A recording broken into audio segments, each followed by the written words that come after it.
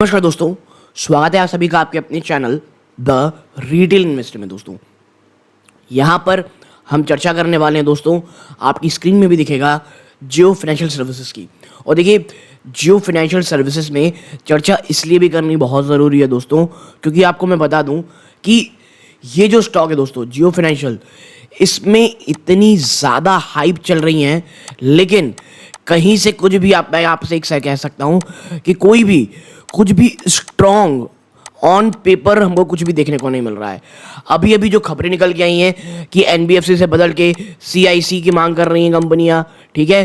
Plus black rock वाला तो already चल ही रहा है कि भैया ब्लैक रॉक के साथ ये टाई अप कर ली हैं, और भी बहुत सारी चीज़ें चल रही हैं, स्पेक्युलेटिव चल रही हैं कि भाई साहब रिलायंस के पास जो इतना बड़ा एक एम्पायर है, चाहे उसमें आप कह सकते हैं रिलायंस डिजिटल हो, फाइबर हो, रिटेल हो, और आप कह सकते हैं बहुत सारी ऐसी चीज़ें हैं जिसके बारे में अभी आपको नहीं पता। जैसे मैं बता दूं कि एक टॉय की एक पूरी की पूरी ब्रांड चेन है जिसके ऊपर कंपनी काम कर रही है, और भी बहुत सारी चीज़ें हैं। तो ऐसा चल रहा है, और निवेशक इस बात को लेकर के कि लॉन्ग टर्म में कंपनी अच्छा करेगी, इसमें बड़े स्तरों पर खरीद रहे हैं।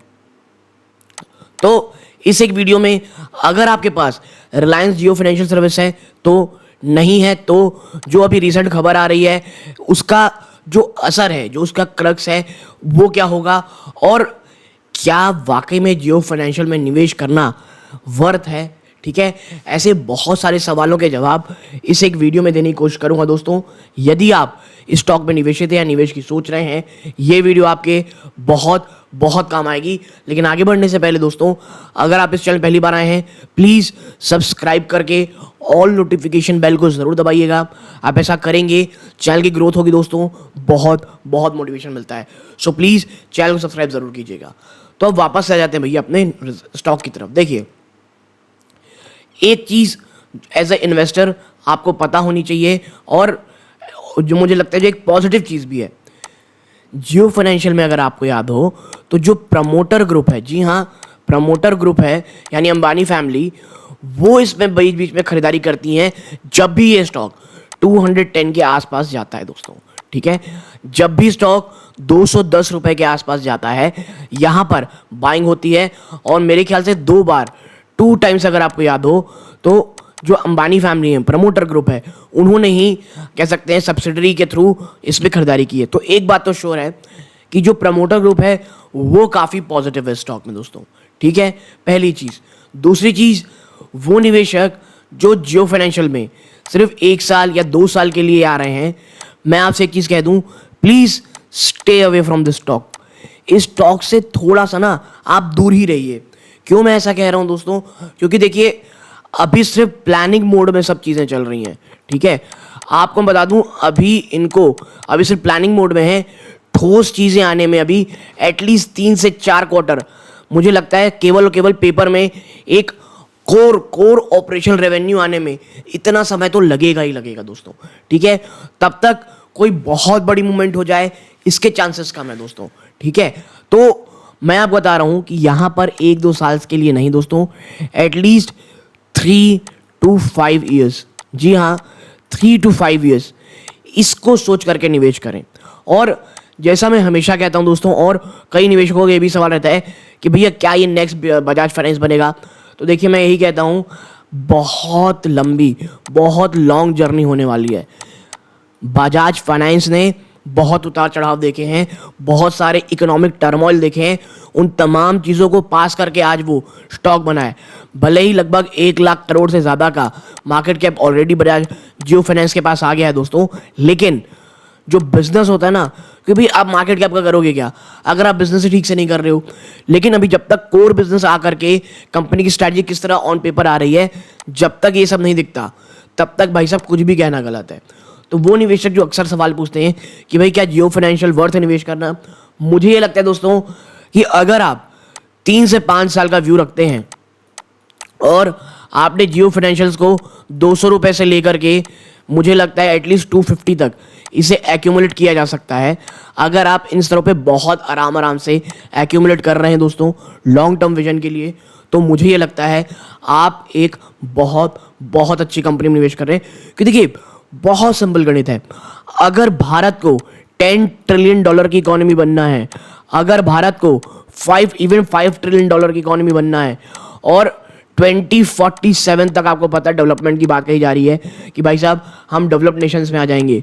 इसका मैं कहता हूँ चलिए पूरा भी नहीं होता है। अगर हम ये जो सपना है इसके अगर मौत 70 to 80% भी कंफर्म कर लेते हैं ना दोस्तों, अचीव कर लेते हैं, तो फाइनेंशियल सर्विसेज को करना पड़ेगा काम बहुत, और वो भी बहुत बहुत बड़े स्तरों पे करना पड़ेगा काम। और सिर्फ एक कंपनी नहीं, ऐसी हमें बहुत सारी कंपनीज लगेंगी। तो यहाँ से एक काफ़ी अच्छी आप कह सकते हैं कंपनी रिटर्न देगी आने वाले 5 सालों में। इस बात का तो मैं बहुत बहुत हद तक श्योरिटी रखता हूँ, ठीक है। और आपको पता होगा ICICI, देखिए बिजनेस से पहले एक टीम बनाई जाती है, कंपनी लगातार टीम में काम कर रही है दोस्तों।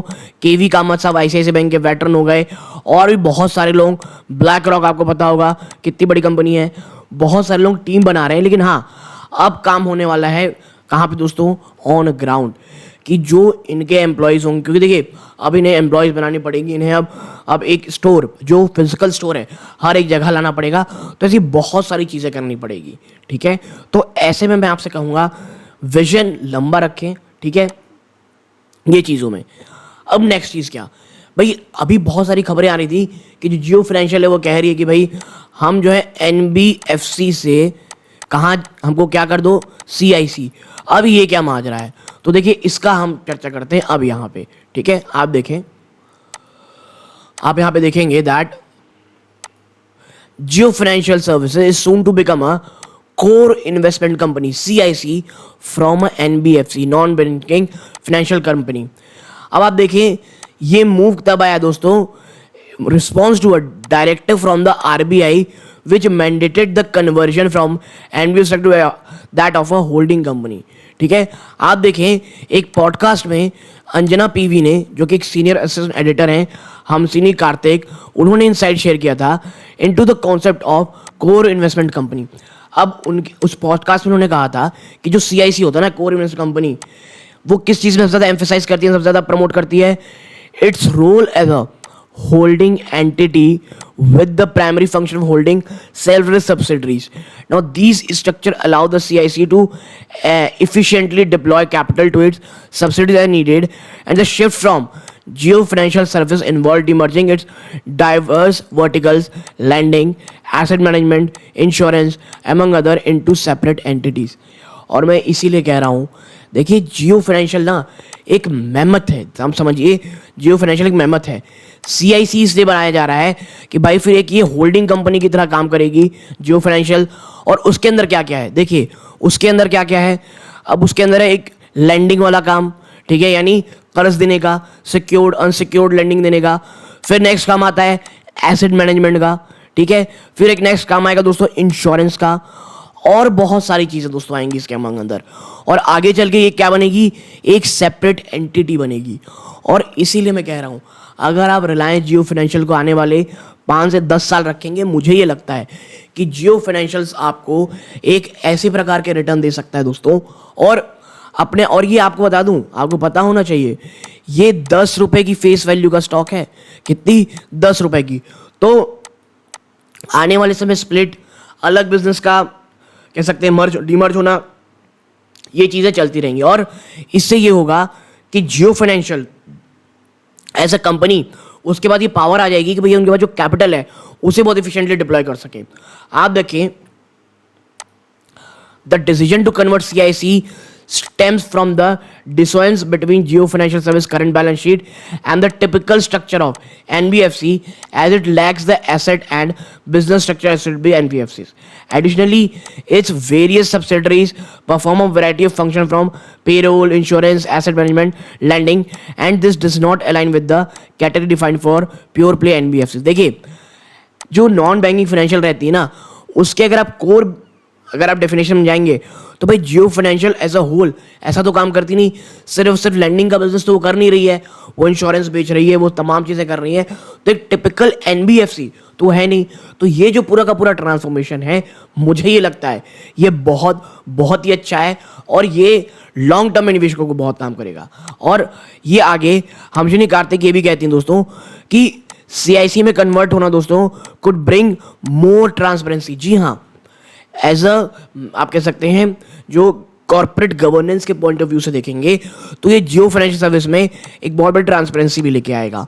बिजनेस मॉडल ने help enable true value discovery, और एक कंपनी की जो ट्रू वैल्यू हो सकती है उसको लेकर के वो एक काफ़ी शानदार चीज़ें आपको देखने को मिलेगी। ठीक है, और जो कंपनी की जो करंट वैल्यूएशन है जो चैलेंज फेस करती है due to its unconventional structure, क्योंकि देखिए ये तो बात सही है कि जियो फाइनेंशियल का जो ओवरऑल स्ट्रक्चर है वो अन्य कंपनीज के मुकाबले तो है, जो एक प्योर प्ले एनबीएफसी होती हैं उनके मुकाबले देखेंगे तो एकदम थोड़ा टिपिकल टाइप का नहीं लगता है, एक अनकन्वेंशनल स्ट्रक्चर लगता है, क्योंकि ये लेंडिंग से लेकर के होल्डिंग कंपनी डिस्काउंट भी करती है।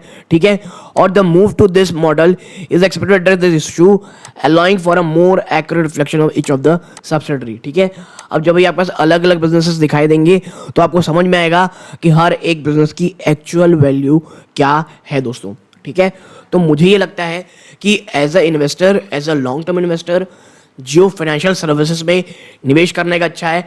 और ये जो CIC में कन्वर्ट किया जा रहा है दोस्तों, ये एक बहुत ही ज़्यादा पॉजिटिव खबर है, और एज अ कंपनी इसको और बहुत ज़्यादा ट्रांसपेरेंसी मिलेगी, और जो एक धीरे धीरे पूरी स्ट्रक्चर, एक पूरी पिक्चर कन्वर्ट हो रही है, ये बहुत पॉजिटिव रहेगी दोस्तों।